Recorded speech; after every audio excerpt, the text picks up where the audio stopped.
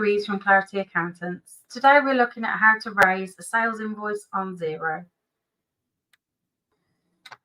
Here we are on the dashboard. So if you're raising an invoice for a new customer that you've not yet invoiced, you'll need to set them up as a customer on Xero. If you go to Contacts and Customers, New Contact, and enter the information here. So you've got contact name, the person, that make sure you've got the email address if you send them direct from Xero, and it's so much faster to do that. So pop your email address in there.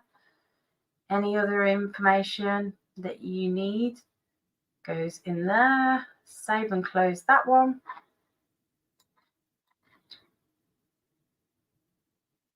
If we go back to business and invoices, these are all the invoices that have already been raised on the demo company. There are a few ways that you can do it. So you can raise an individual invoice. You could find a previous invoice that you've already raised and copy it if it's very similar. Or you can set up a repeating invoice that will repeat every frequency that you choose until an end date if you put one in. So today we will do the repeating invoice, which is always good if you've secured a new contract and you want to make sure that your invoices go out every month without fail, and you don't have to remember to log into Xero and create one each time, because we're all busy and you want to make sure that you get your money in.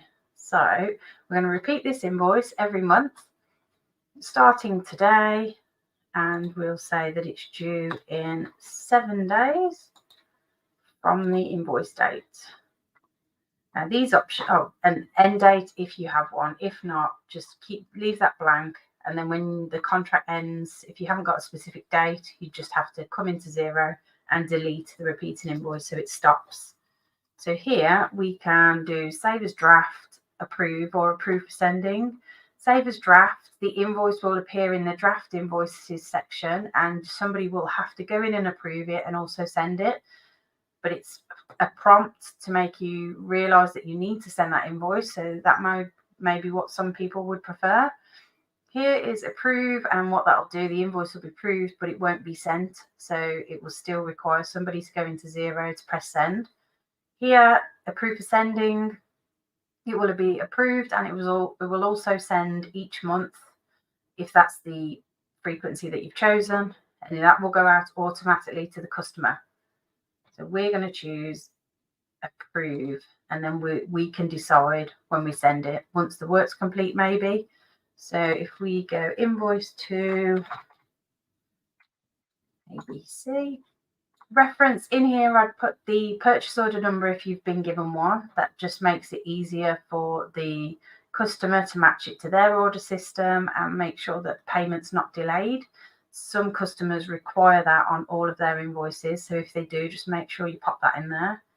If not, we're going to put in the month and year. Because this is repeating every month, then it will just change with the new month. Branding, you have the opportunity to use different types of branding templates here, but we'll just use standard. And then if you've set up your item products, you'll be able to just choose one. And if you've got all your pricing set up as well, so we'll pick this one, Fish Out of Water, assuming that's a book, one of those for $19.95. Here you would choose your nominal code or general ledger code. If you've set up multiple codes for your sales and your income, then you would choose the relevant one, but we're just going to use sales for now. Tax rate, and it will calculate the total. If you want to add more products, just go down here, find another one, pick that one. And again, that's filled in based on your settings for your company.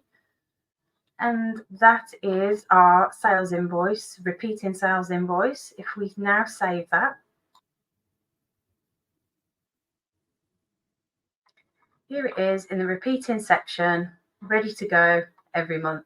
So the next invoice date is the 20th of January. You can change that if you feel, well, I raised the first one today on the 20th, but in future I'd like it to go from the 1st. You can click back into it, just amend it.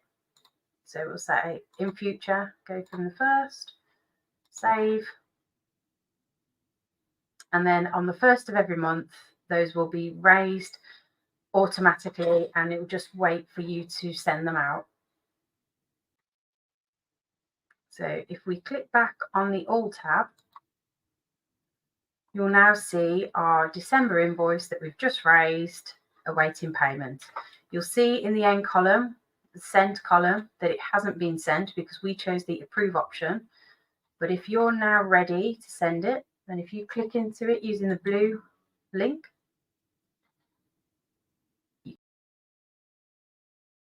registered office, got your logo in there, bank details, so everything's on there that should be. Here you would click email and then send that out. I don't think it will work on the demo company, but if you click email, then send that to your customer. And when you go back to the invoices screen, it will say sent.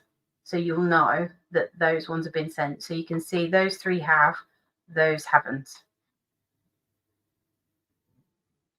The other way to raise the invoice, if you know that you've just got another invoice coming up, you don't want to repeat in, it's not the same every month, and it's just another one for a particular customer. So what I would do is click on the invoice that you raised before. So we'll use this Bayside Club as an example.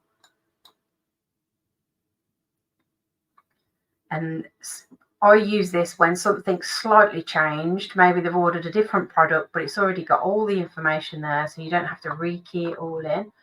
Invoice options, copy to, create an invoice for Bayside.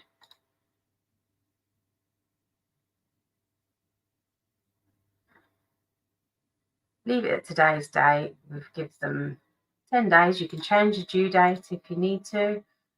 The invoice number, the reference, that will assume that's the PO number, and it's the same PO that we're using, so that's fine. And this time we're going to choose a different product. So it's the 6-pack. There we go. And email, and it will send. So business invoices. And here's the list of all the invoices that we've raised. Hope that was helpful. So just a short video on how to raise sales invoices in Xero using the repeating invoice section, and also copying an invoice. If you need any more help, then follow our YouTube channel.